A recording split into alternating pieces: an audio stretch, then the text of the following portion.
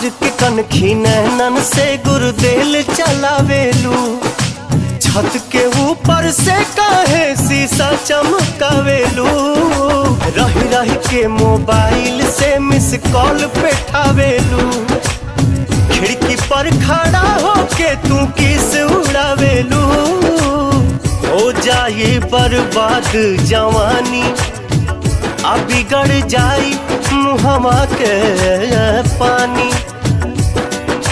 छोड़ के घरवा के जेल खाना, सुना हो, छोड़ के घरवा के जेल खाना, तनी बहरों के हवा लिहल करा, लिहल करा, हर लिहल करा।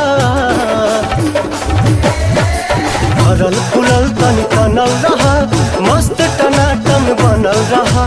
भरल फुलल तनी तनल रहा।